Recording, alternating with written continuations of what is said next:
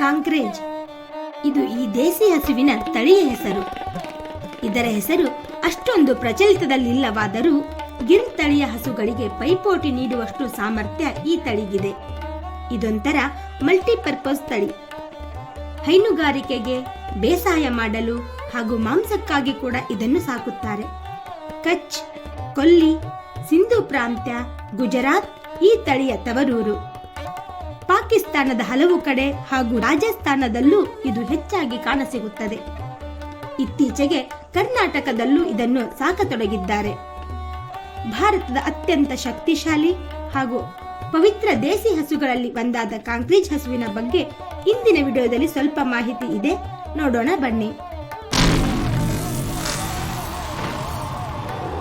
ಕಾಂಕ್ರೇಜ್ ಹಸು ಭಾರತದ ಶುದ್ಧ ಹಾಗೂ ಪ್ರಾಚೀನ ದೇಶಿ ಜಾನುವಾರು ತಳಿಯಾಗಿದ್ದು ಕೆಲಸ ಮತ್ತು ಹಾಲು ಉತ್ಪಾದನೆ ಎರಡಕ್ಕೂ ಅತ್ಯುತ್ತಮವಾಗಿದೆ.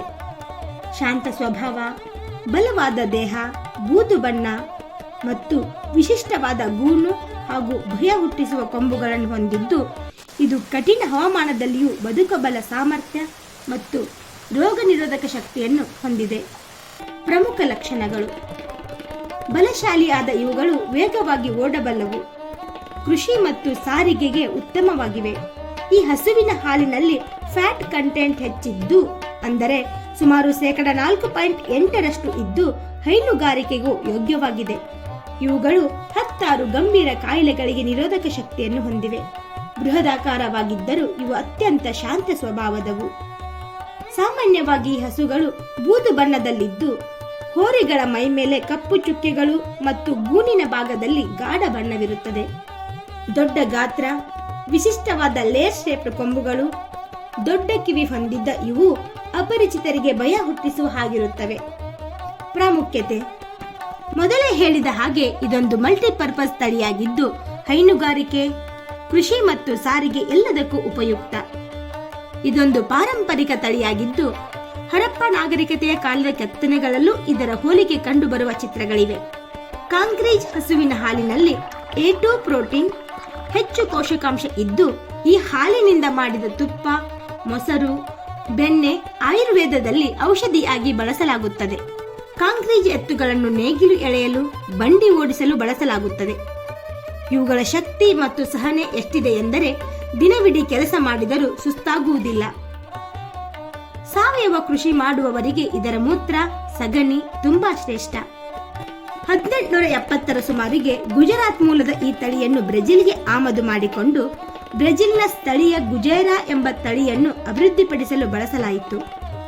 ಇದಕ್ಕೆ ಗುಜರಾತ್ ಅಂತ ಹೆಸರಿಡಲಾಗಿದ್ದು ಇವತ್ತಿಗೂ ಅದು ಅಲ್ಲಿನ ಜನಪ್ರಿಯ ತಳಿಯಾಗಿದೆ. ಚೆನ್ನಾಗಿ ಸಾಕಿದರೆ ದಿನಕ್ಕೆ 10 ಲೀಟರ್ ಹಾಲು ಕೊಡಬಲ್ಲ ಈ ಹಸು ಭಾರತದ ಅಷ್ಟು ಹಸುಗಳಲ್ಲಿ ಅತ್ಯಂತ ಮೃದು ಸ್ವಭಾವದ್ದು. ಅದಕ್ಕೆ ಅಪಾಯ ಮಾಡಲು ಬಂದವರ ಮೇಲೆ ಒಂಚೂರು ಎಗರಾಡುತ್ತಾದರೂ ಯಾರಿಗೂ ಪ್ರಾಣಾಪಾಯ ಮಾಡಿದ ಉದಾಹರಣೆಗಳಿಲ್ಲ. ಆಕಾರದಲ್ಲಿ ದೊಡ್ಡದಾಗಿರುವ, ಅಂದರೆ 450ರಿಂದ 600 kg ತೂಕ ಹೊಂದಿರುವ ಈ ತಳಿಯನ್ನು ಅಮೆರಿಕನ್ನರು ತಮ್ಮ ತಳಿಯೊಂದಿಗೆ ಸಂಯೋಜನೆಗೊಳಿಸಿ ಮಾಂಸಕ್ಕಾಗಿ ಕೂಡ ಬೆಳೆಯುತ್ತಾರೆ. ಭಾರತೀಯ ಸಂಸ್ಕೃತಿಯಲ್ಲಿ ಹಸು ಕೇವಲ ಪ್ರಾಣಿಯಲ್ಲ, ಅದು ಗೋಮಾತೆ.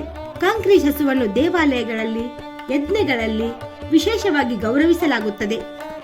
ದುಃಖದ ಸಂಗತಿ ಏನೆಂದರೆ ಬರಬರುತ್ತಾ ಕಾಂಕ್ರೇಜ್ ಹಸುಗಳ ಸಂಖ್ಯೆ ಕಡಿಮೆಯಾಗುತ್ತಿದೆ.